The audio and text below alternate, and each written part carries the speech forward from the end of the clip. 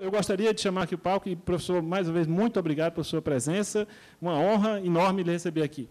Professor Manfredo Oliveira, pessoal.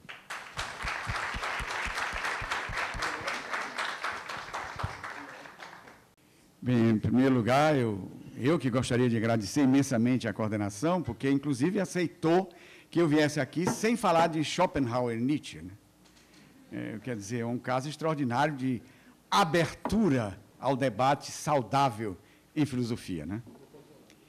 Bem, em primeiro lugar, gostaria de fazer alguns esclarecimentos terminológicos de certos conceitos que vão ser utilizados e como eles são muito usuais na opinião pública e a gente nem sempre emprega do mesmo jeito, então podem causar confusão.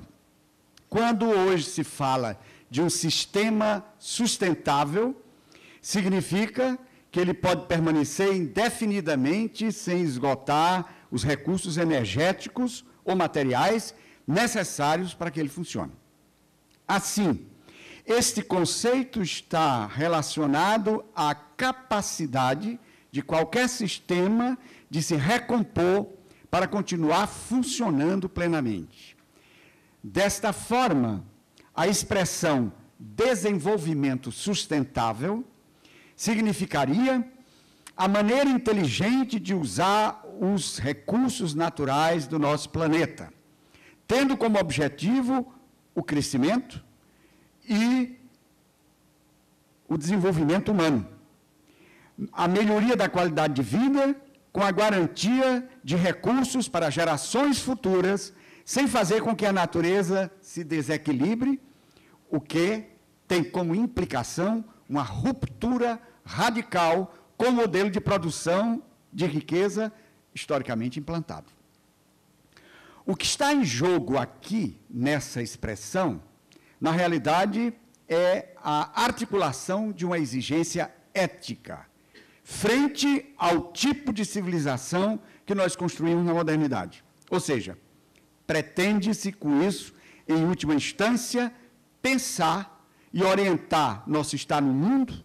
Por essa razão, por esta razão, como a expressão desenvolvimento normalmente é entendida como crescimento, ou seja, como crescimento econômico, portanto, vinculada à lógica do capital, prefere-se hoje usar a expressão sustentabilidade, ao invés de desenvolvimento sustentável, para exprimir um padrão alternativo de civilização à civilização vigente. Por isso, a discussão foi deslocada do desenvolvimento sustentável para a sustentabilidade. Bom, até aqui o esclarecimento terminológico. Em primeiro lugar, como entender a crise ecológica? Eu entendo que essa crise é, em última instância, uma crise de sentido. Nossa situação histórica expõe razões para a consciência de crise, que nas últimas décadas perpassa o mundo. Uma crise que se compõe de várias crises entrelaçadas, mas que, em última instância, é uma crise do tipo de civilização que nós construímos na modernidade. Portanto, ela toca no cerne do sentido humano do mundo que nós construímos na modernidade. Antes de tudo, mostra-se o paradoxo central da civilização que foi implantada na modernidade. O desenvolvimento tecnológico vinculado à forma capitalista de configurar a vida social alargou a distância entre os seres humanos, agravou o abismo entre ricos e pobres, entre o norte e o sul. Enquanto foram gestadas gigantescas possibilidades para a atuação do ser humano no mundo, a fome, a miséria, a pobreza se propagaram, levando milhões de pessoas a situações humilhantes em que se fez constante a ameaça do aniquilamento da própria vida. Ora, foi o próprio desenvolvimento tecnológico que possibilitou a última revolução tecnológica, da informática, da cibernética, da robótica, e transformou, e aqui é um dado fundamental para compreender o mundo contemporâneo, a ciência e a tecnologia nas principais fontes de produção de riqueza. Isso significa que a ciência e a técnica foram exclusivamente colocadas a serviço do mercado e da rentabilidade na busca de eficácia e de um crescimento ilimitado.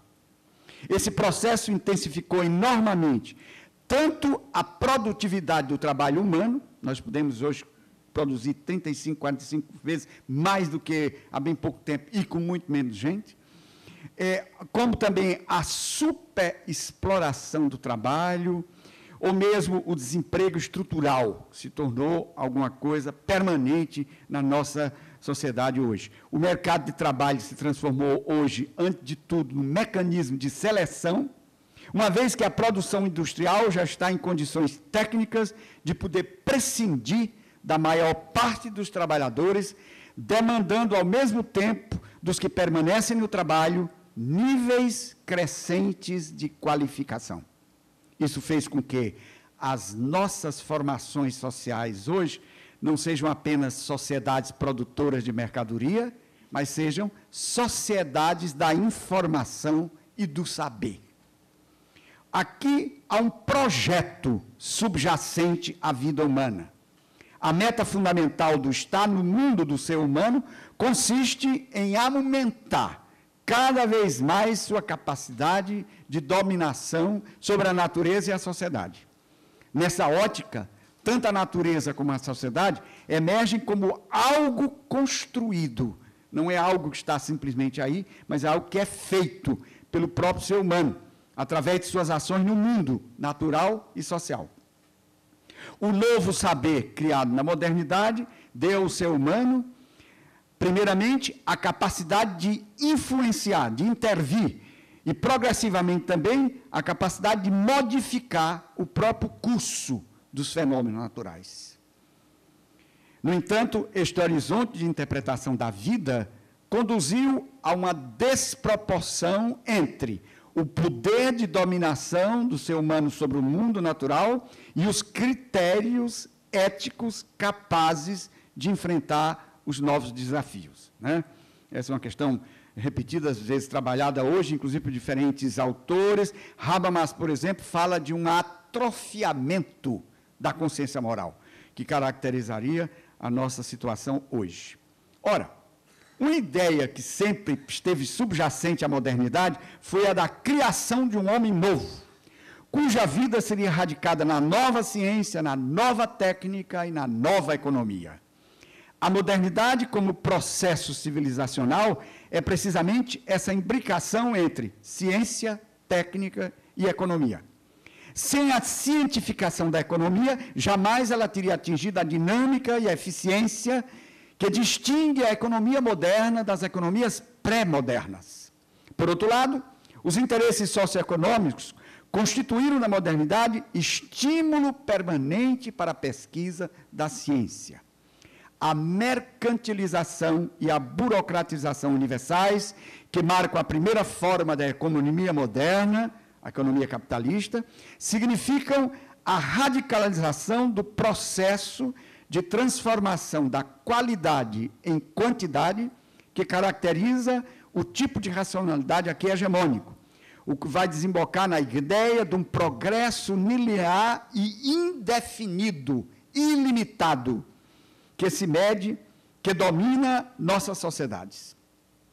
Nessa perspectiva, o progresso humano se mede a partir do critério do aumento do produto interno bruto, independentemente da questão da satisfação das necessidades humanas. O que tornou possível a emergência de sociedades marcadas por forte crescimento econômico, mas sem crescimento social, ou seja, com enorme taxa de pobreza e miséria, situação que hoje afeta 2/3 da humanidade. A violência contra a natureza se completa com a exploração brutal da pessoa humana. O confronto, atualmente, encontra sua maior visibilidade na contraposição entre o norte rico, onde vive apenas 17% da humanidade, e o sul pobre, onde se concentram 83% de carentes, no mundo que dispõe de toda a tecnologia necessária para acabar com a fome. Em nossos dias, nós vivemos um processo de articulação em nível mundial do sistema produtivo, puxado, em primeiro lugar, pelo sistema financeiro, que se tornaram capazes de uma atuação global, cada vez mais autônoma em relação aos próprios Estados nacionais construídos na modernidade, cujo controle sobre suas próprias economias se tornou muito limitado. Isto levou a economia a um movimento de reconcentração do capital nos países desenvolvidos e a formação de megablocos econômicos, onde se adensa o que há de expressivo na economia mundial. O verdadeiro sujeito desse processo, agora em escala global, se é que nós possamos falar aqui de sujeito, é o capital. Um sujeito sem subjetividade. Enquanto mecanismo funcional que perpassa pelas costas todas as ações dos sujeitos humanos, conduzindo-as para o movimento de sua autovalorização com a maximização dos lucros e na minimização dos custos e uma produção espetacular de bens e serviços.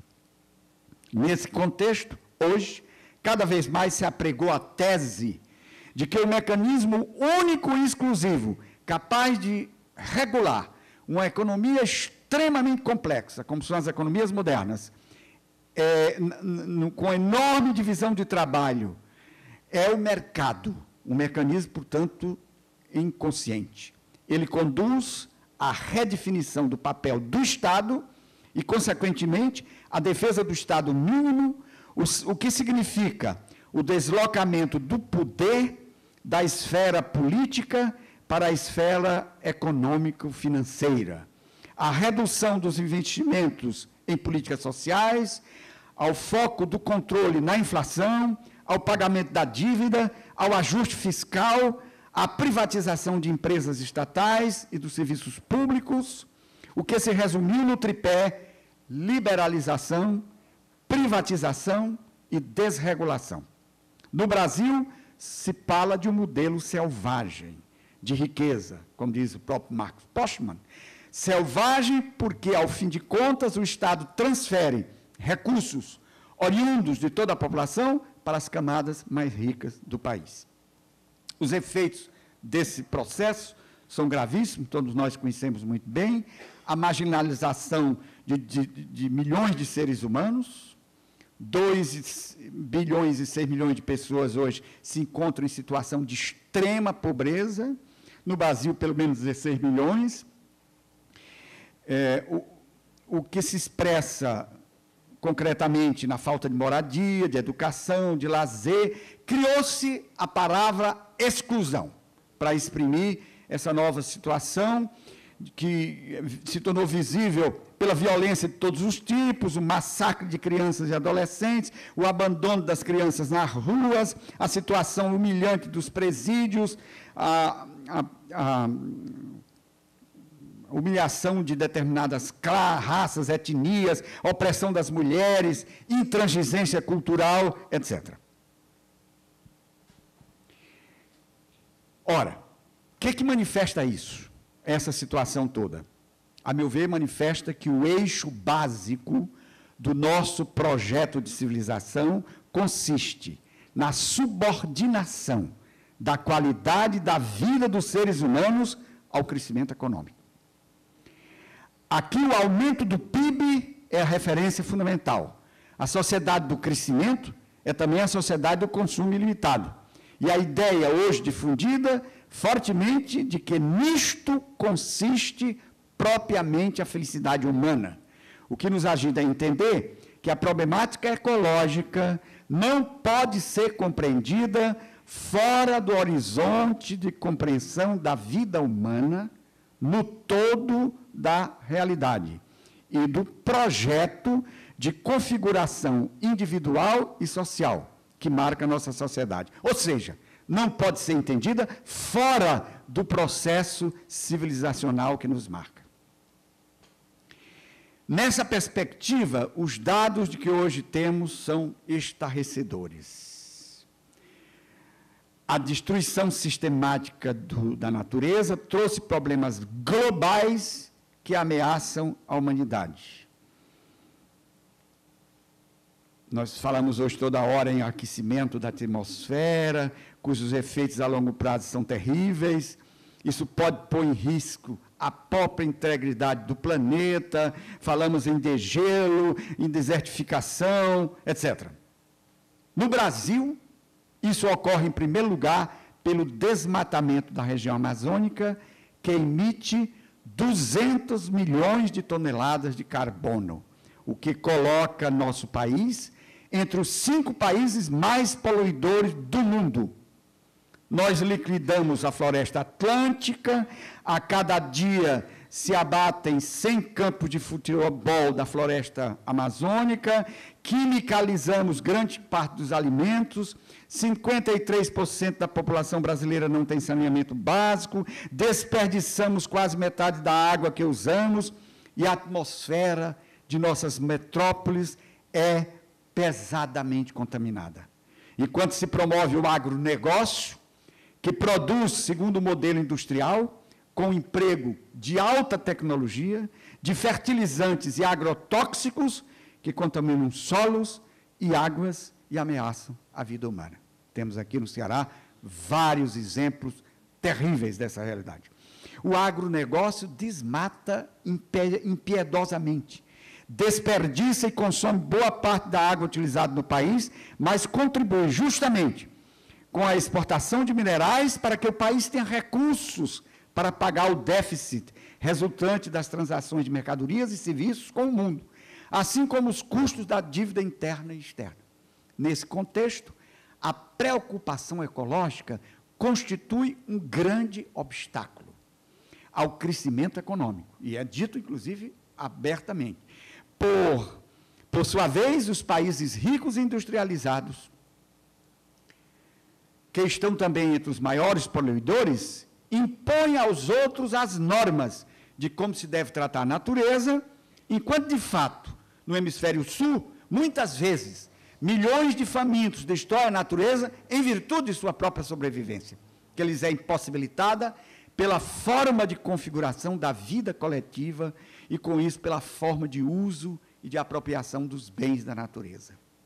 A humanidade tem hoje consciência de que a universalização dos padrões de crescimento e de consumo do mundo desenvolvido conduziria a humanidade a um apocalipse ecológico.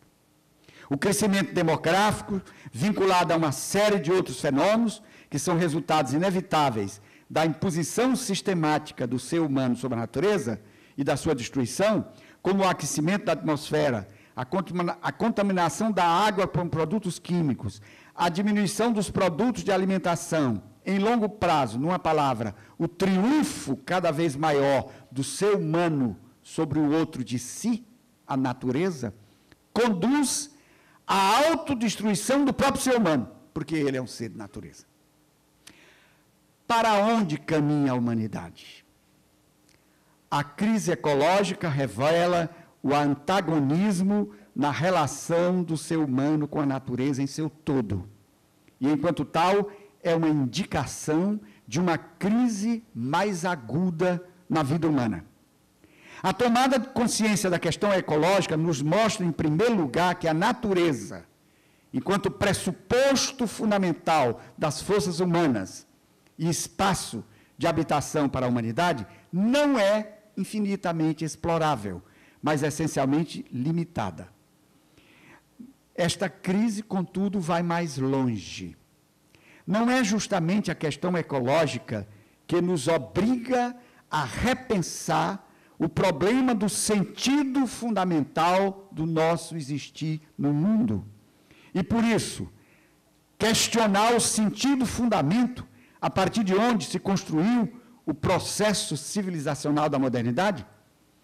Não seria necessário reconhecer que ela nos está fazendo conhecer o fim de todo um período histórico e encaminhando para um novo paradigma civilizacional? Como a humanidade vai utilizar esses desafios colossais que estão diante dela para crescer como humanidade, para operar um salto qualitativo na sua qualidade de humanidade, na sua qualidade de consciência? A questão ecológica é, portanto, muito mais do que ela revela imediatamente. O que aqui emerge é a problematização radical de uma forma determinada de configurar a vida humana e de dar sentido à vida humana, entendida como forma específica de interpretar o existir do ser humano no mundo e na história. Somos provocados por uma ameaça global que nos leva a retomar a pergunta pela validade do sentido, fundamento que herdamos da cultura moderna e que se articulou filosoficamente como filosofia da subjetividade. A crise ecológica desemboca numa crise do próprio sentido da vida humana, de sua inserção na natureza, no mundo humano, em última instância, uma crise de compreensão do todo da realidade. Trata-se, portanto, de uma crise dos parâmetros fundamentais da ação do homem no mundo, uma crise do referencial último do seu existir. Por isso, eu acho que a crise ecológica é um dos estímulos mais fortes para a filosofia repensar o seu quadro de articulação. Porque não existe uma filosofia única e definitiva. Os seres humanos trabalham com determinados quadros categoriais que pretendem dar conta da inteligibilidade do mundo e das conexões existentes do mundo. Acontece que nós podemos, através de determinadas experiências históricas, descobrir que nossos quadros categoriais talvez não dêem mais conta daquilo que é a realidade nova que se está gestando. E me parece que essa crise entendida assim como uma crise de sentido e uma crise profunda da compreensão do ser humano no mundo, na história e do seu agir aí, é um desafio fundamental à filosofia. E, nesse sentido, é que eu gostaria de passar agora para um segundo ponto, que é o seguinte: me parece que a filosofia moderna da subjetividade é aquele quadro teórico que, de certa maneira, legitimou e justificou essa compreensão do ser humano e seu agir no mundo. O modelo de articulação da teoria filosófica na modernidade, que encontrou em Kant a sua elaboração paradigmática, se denominou, pelo menos na Alemanha, de filosofia transcendental. E se interpretou a si mesmo, como Kant disse, como uma revolução na maneira de pensar. E essa revolução se concretiza, precisamente para Kant, na medida em que se estabelece o ser humano enquanto sujeito, ou seja, enquanto a instância doadora de sentido a tudo, o princípio e a fonte de inteligibilidade de tudo. E isso tem enormes consequências na articulação da filosofia filosófica. Se a gente usa a expressão reviravolta antropocêntrica, que tem muita ambiguidade, mas pode-se entender, no sentido de fazer com que a subjetividade finita se faça a instância determinadora de tudo. Quer dizer, como os alemães dizem, die alles bestimmende Instanz, a instância que determina tudo, que dá o sentido a tudo. Muda-se, então, o quadro teórico de referência do pensamento. O ser humano não se considera mais simplesmente uma parte do grande todo, do cosmos, mas ele se revela como radicalmente diferente de tudo, na medida em que ele é a instância de constituição de tudo como seu objeto. Ele é, como Husserl vai depois exprimir com toda clareza, a subjetividade constituinte, aquela instância sem a qual nada se torna objeto para o homem. Com isso se estabelece uma cisão radical entre o ser humano e o mundo, o sujeito e o objeto, o espírito e a natureza. Consequentemente, a forma de teoria filosófica que emerge enquanto novo quadro teórico diverge fundamentalmente daquela que a tradição conhecia. Por quê?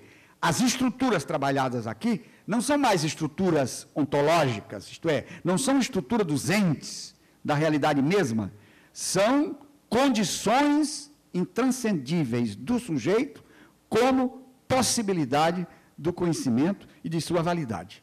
O que constitui a realidade em si mesma, para Kant, é inatingível pelo intelecto humano. As ciências têm a tarefa de articular um conhecimento de como os fenômenos se comportam.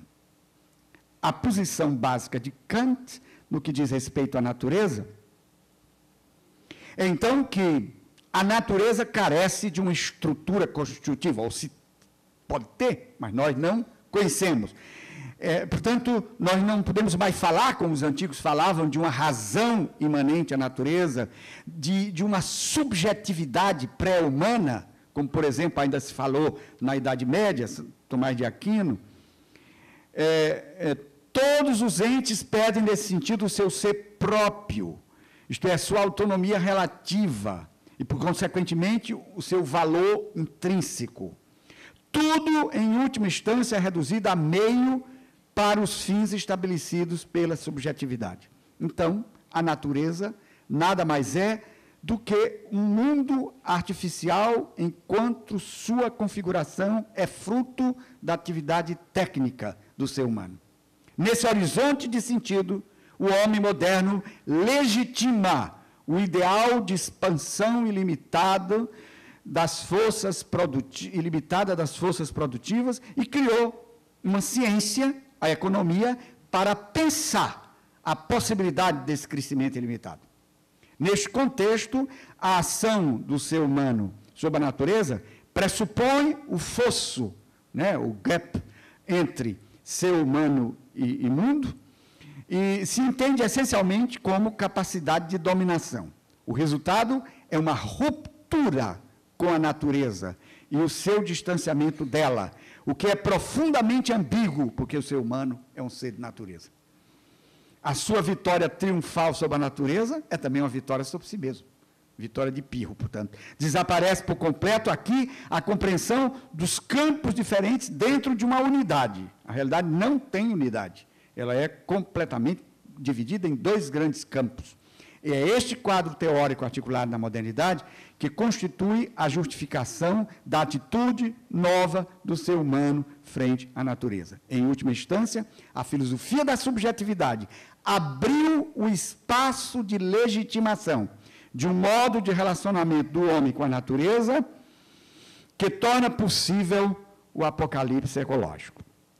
Então, nós estamos hoje diante do desafio que marca a todos nós, filósofos, conscientes dessa situação em que vivemos hoje, de articular um novo paradigma de pensar, que nos permita abrir espaço para o enfrentamento dessas questões.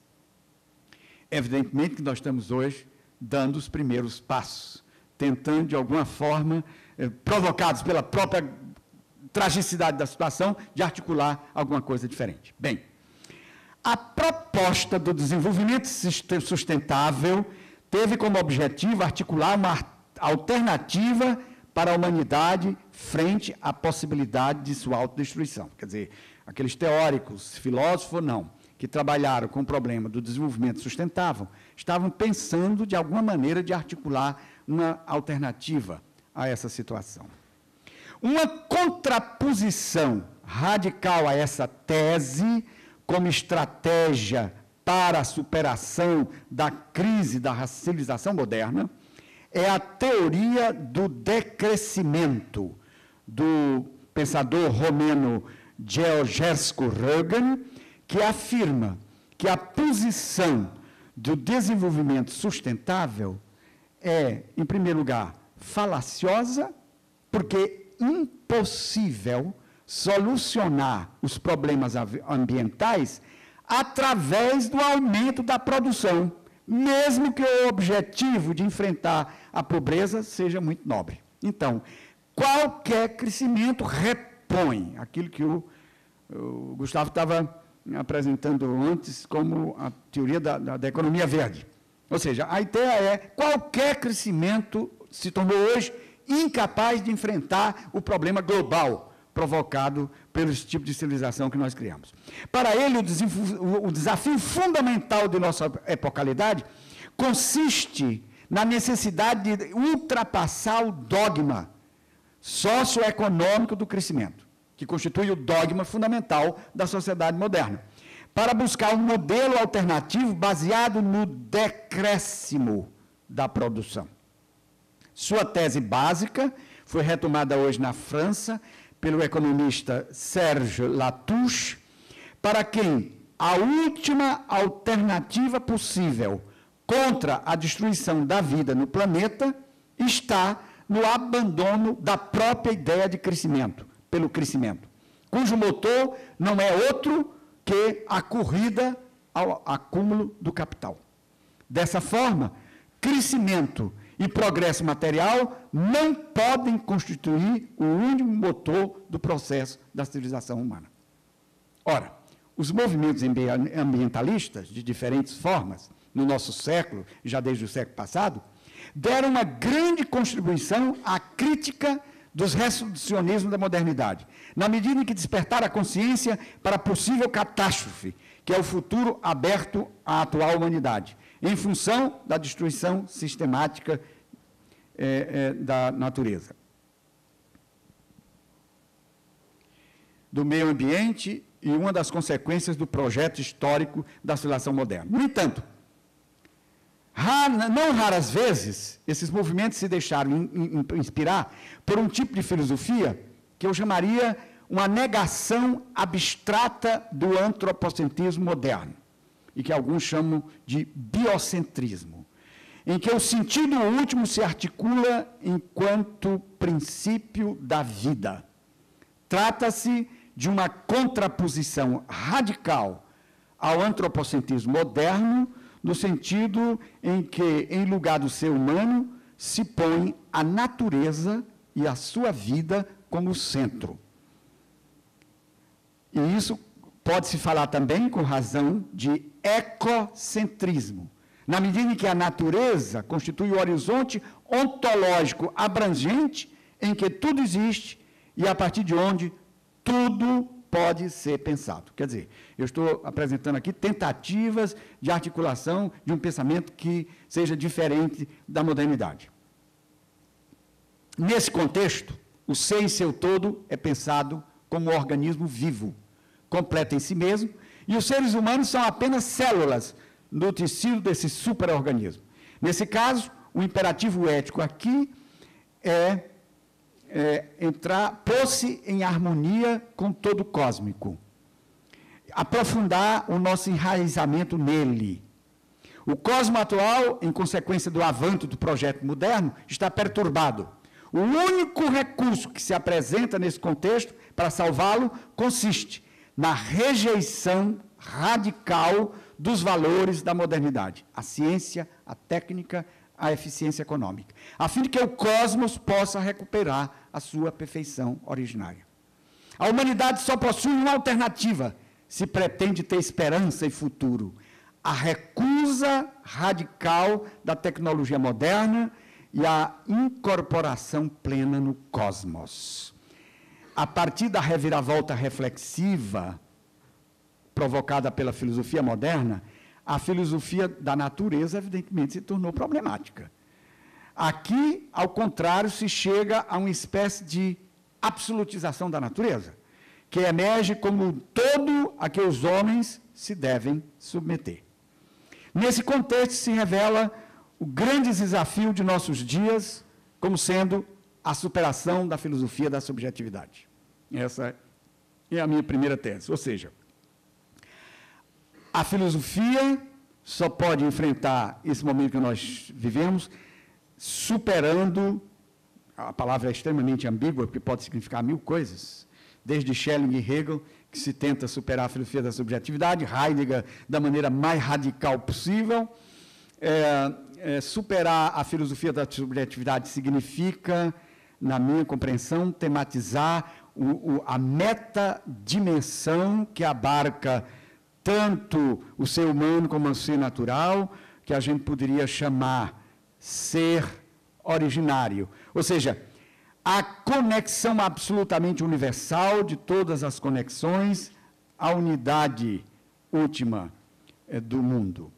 A reflexão filosófica, a meu ver, tem que, em primeiro lugar, recuperar a sua capacidade de pensar conexões.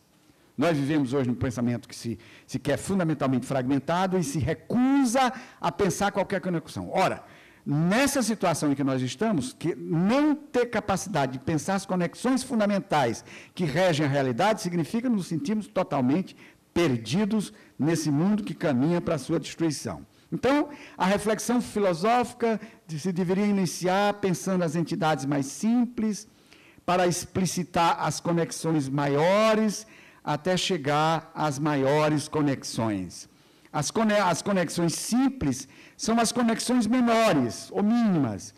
Conexões concretas já são configurações de diferentes dimensões. A complexidade, então, vai aumentando cada vez mais. Os indivíduos, os seres inorgânicos, os seres vivos, os seres humanos, constituem todos uma conexão extremamente complexa. Ora, os indivíduos estão inseridos em conexões maiores do que eles, que a gente poderia chamar as grandes esferas, ou os grandes campos da realidade. A conexão dessas esferas todas, a gente poderia chamar de mundo, que é, então, a conexão de todos os campos daquilo que nós chamamos de realidade. Aqui é o lugar que se põe uma pergunta fundamental. Para pensar tudo isso, nós, inevitavelmente, articulamos conceitos, quadros categoriais. Qual é a conexão que existe entre essas duas dimensões? A dimensão do mundo, das estruturas categoriais e os campos da realidade, ou a conexão última de todos esses campos, que é o mundo. Nós dizemos, normalmente, que nós entendemos tudo que entendemos aplicando categorias ao mundo. O que significa falar de aplicar? A aplicação de estruturas e categoria a dados que são crescentemente teorizados, significa que eles são integrados. As categorias realizam exatamente as integrações, pensam as relações entre os diversos domínios do ser. Na realidade, todos esses domínios constituem um polo objetivo em relação ao polo das categorias com as quais nós pensamos.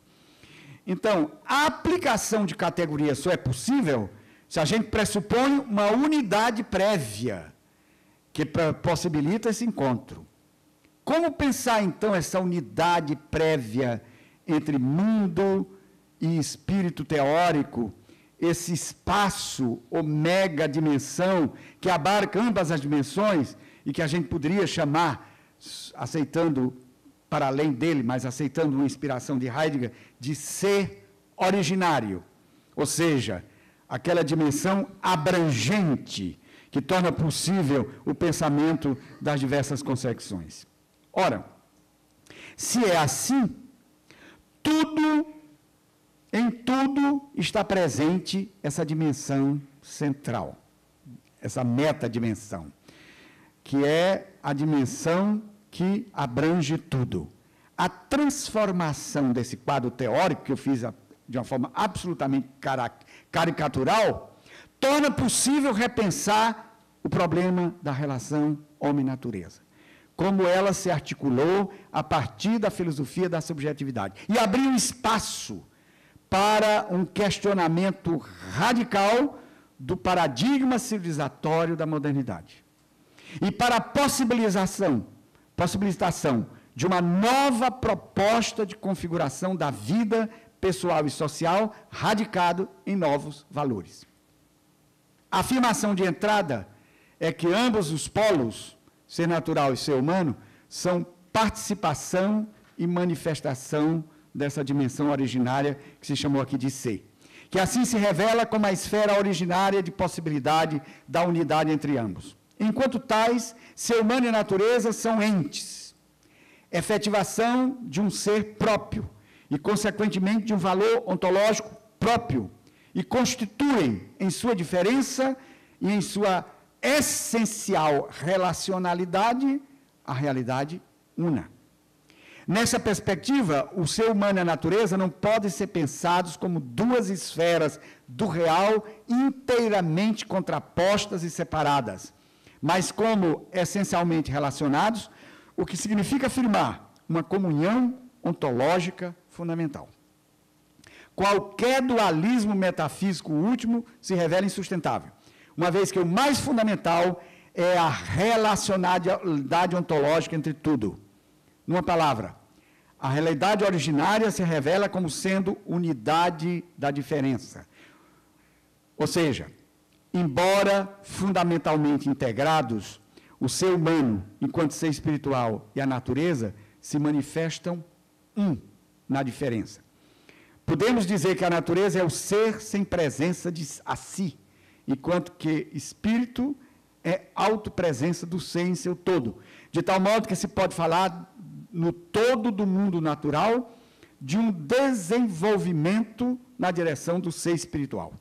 O ser humano é precisamente o ser capaz de captar a constituição ontológica da natureza e de si mesmo, enquanto tal é da natureza e transcende a natureza. Nessa transcendência, ele emerge como ser do sentido, que não só situa tudo que encontra num contexto de significação, mas que pode agir a partir do sentido captado. Nisso consiste precisamente o seu privilégio, se a gente pode falar assim. Ele é um ser ético, capaz de decisões livres, apto a reconhecer a alteridade de cada ser, e enquanto ser, possui um valor intrínseco. Enquanto tal, ele tem a capacidade de reconhecer a alteridade da natureza, e por isso pode assumir o seu cuidado, a preservação dos recursos renováveis e não renováveis, comprometer-se com a defesa de toda e qualquer vida, de modo especial da vida ameaçada, a vida que é vítima da opressão.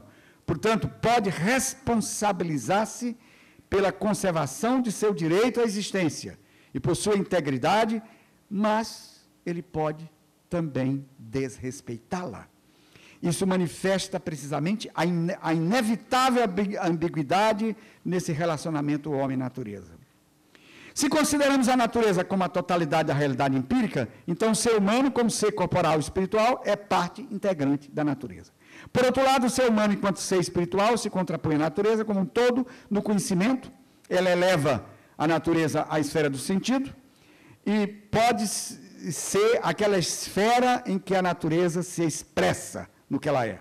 Portanto, o ser humano, como ser espiritual e orgânico, é tanto parte da natureza como sua negação. Aqui se encontra, nessa possibilidade de negação da natureza, o princípio metafísico-antropológico da crise ecológica. Pois, precisamente como em princípio o espírito pode negar a natureza, é que se pode chegar à situação catastrofal que se revela como a possibilidade em nossa situação epocal. O homem é em si mesmo uma unidade de opostos, espiritualidade e organicidade, e é sua estrutura essencial que pode conduzir à crise ecológica.